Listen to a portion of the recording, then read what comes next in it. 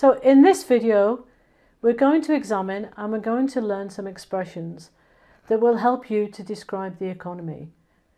And we're going to learn expressions that will help you not only to describe the economy, but to use language that is engaging and it's colourful. It's language that will help you to gain clarity and to gain attention.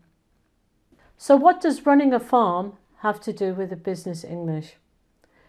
Well, both of them are about preparing the ground so that crops and flowers and plants can grow and they can flourish. A good harvest in any year is a benefit for all of us, and a bad harvest is simply a disadvantage for all of us. And it's just the same with the economy. Governments make policies.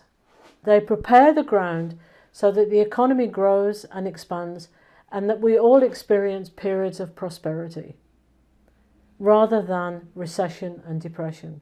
This is why we use a number of expressions from agriculture, from gardening, from farming, and we use them to also to describe the economy. So let's have a look at these.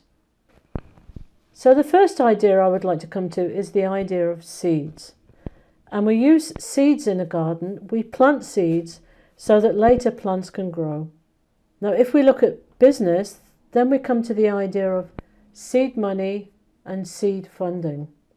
Now, if you've got particularly a startup company will seek investment from investors. They will go out looking for money, and they need the money, and they need this seed money or this seed funding so that the company can take its first growth steps. Now, of course, when you put the seed in the ground, then you begin to get roots. And there are a couple of expressions with roots that we use in business English. And one of them is putting down roots. And just like a plant, putting down roots simply means that you're beginning to establish or settle the business. Just like a seed takes hold and it begins to develop the roots that take the nourishment from the soil, the company will put down its roots and become established or settled in a certain area. Now, from putting down roots, we've got the expression grassroots. And grassroots are basically the basic level of any organization. You can have grassroots movement, grassroots organization, grassroots level, grassroots campaign. And I can also use the word roots. I can talk about getting down to the roots of something. I can get down to the roots of a problem, get down to the roots of an idea, for example. So we've had seeds and we've had roots, and now I'd like to come to weeds. Now, I don't know about you, but I've got a garden and I hate weeds. Now, weeds are all those unwanted plants that you don't want in the garden. And if you don't look after these weeds and you don't take them out of the garden, then the other plants that you really want will not be able to flourish and to grow in the best way possible. And this is why we also talk about weeding when it comes to business. And we talk about weed out. And if I weed something out, then I take out the unwanted elements from something. There were a lot of production problems on the production line, and we weeded out the basic problems. Now, plants, of course, you put the seeds in the ground, they take roots, the plant begins to grow, and then the plant begins to bud. And budding, the plant starts to grow and develop, but there's buds, but the buds are not yet a full flower. We also use this in business as well, and in life in general. You can have a budding business. It's a business that has not yet grown, but it's showing great promise. Another expression that we often use is the idea of budding entrepreneur, which is somebody who's starting their own business or has their own business and they're in the first stages of starting that business. But again, they're showing great promise and it looks like it's going to be a good business. So I put the seeds in the ground, the roots take hold, I take out the weeds, the plants become stronger, the flower begins to bud, then I begin to get the good flowers and I begin to get the fruit. And we often talk about the fruit. The fruit is the produce of our labour. It's all those things that we've done in the garden and made sure that we've got the best harvest of fruit that we can possibly get. So how do we use fruit in business? Well, first of all, let's have a look at the expression to bear fruit. So bearing fruit, think about all the activities that you would do in business. So you would invest, you would do research, you would plan, and you would do all those things so that the business can bear fruit, it can have success and a final product. Then we've got the idea of low-hanging fruit. And if you think about a tree, low-hanging fruit is all that fruit that's ripe and sweet, and it's very, very easy to pick and to take. But maybe with a bit of work, the best fruit or the most abundant fruit would be at the top of the tree. So then we have the idea of picking low-hanging fruit. Picking low-hanging fruit is about doing the things that are really easy to accomplish or to achieve, when doing something more difficult might get you a better return. A similar expression to low-hanging fruit is easy pickings.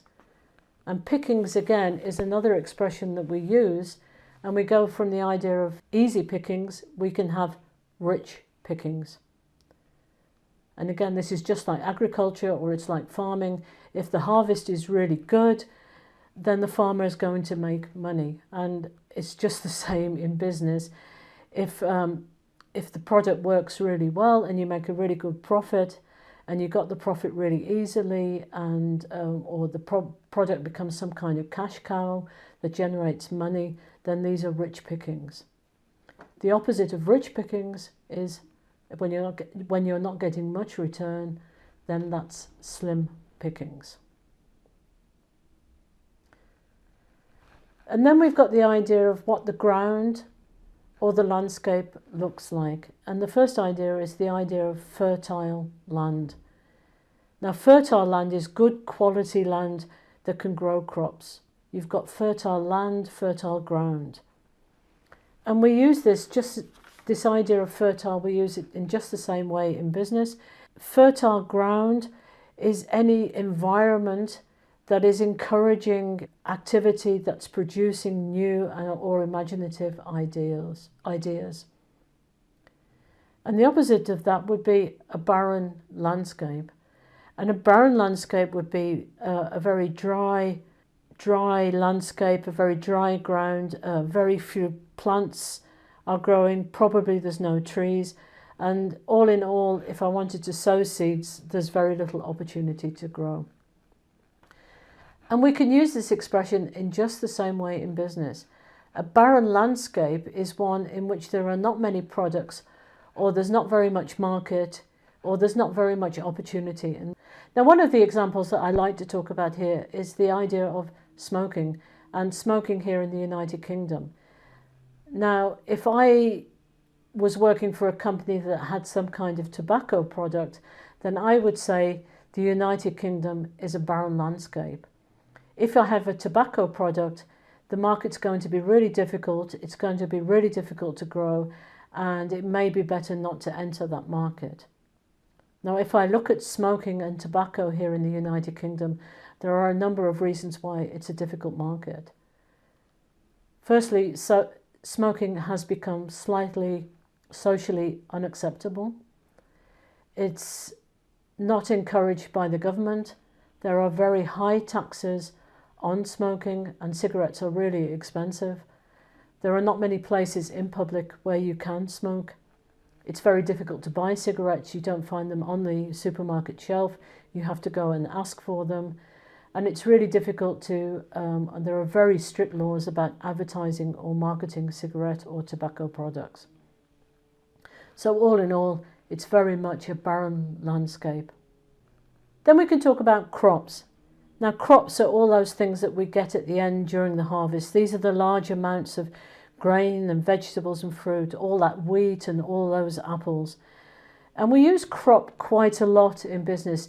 A crop of something is a group of related people or related things. So every year, for example, the company gets in a new crop of apprentices. This year's crop of students are a very good year. We also use the expression cream of the crop, and cream of the crop is the very best. For example, in a company, the cream of the crop can mean the best talent in the company. Now, when everything is grown and we get to the end of the growing period and we harvest the products, then the farmer will gather in the harvest. And this is sometimes called reaping, to reap. So reaping is the result, again, of all that hard work that you've put in. And again, it's just the same in business. You can reap rewards, you can reap benefits. And you've done a lot of hard work, you've done all the research again, you've done all the planning, you've gone all the way through doing a project, and finally the project brings results and it reaps rewards. Okay, let's come back to a couple of other expressions. Then we've got green shoots. Now, green shoots, in my garden, I love seeing the green shoots. We had quite a few months of winter and the plants tend to die away and there's not very much colour in the garden. And then around the middle of February, you begin to see the first green shoots coming through the ground. It's the first sign that spring is going to come and summer is going to come, and there's going to be a lot of plants in the garden and a lot of colour in the garden. And we often use green shoots in this way as well to talk about the economy. We talk about the green shoots of recovery. And if I think about the green shoots of recovery, then if you've had a trough in the economy and the economy is beginning to rise again, then maybe things like the housing market begins to pick up, employment begins to pick up, the job market in itself begins to pick up. Then, of course, farms have ploughs, and we use ploughs, and the farmers plough and they dig the land to plant seeds. And we use the expression plough back in business. So ploughing back means that instead of you get the profits from all your work, you get all the benefits, you reap the benefits, you reap the rewards from your business. And instead of spending all that money, then what the business does is it takes the money and it puts the money and it reinvests back into the business. And this is called ploughing back. And the idea of ploughing back is that firstly you're reinvesting and that you're going to improve the business. Another thing I have to do in the garden is prune back. So the bushes and the shrubs in my garden, they will grow and grow and grow unless I do something about it. And if I let the tree or the bush just grow and grow and grow, the outer branches will become a little bit weaker. But if I cut the branches back, then the tree will still be alive, or the bush will still be alive, and it will still grow, and it will grow back even stronger. And we use this expression again in business, to prune back. So I can prune back, for example, I could prune back expenditure, I could prune back the number of employees that I have in the company, I can prune back the amount of travelling that's done in my company. And I do these things in order to save money or resources in the short term, in order that the business can come back stronger.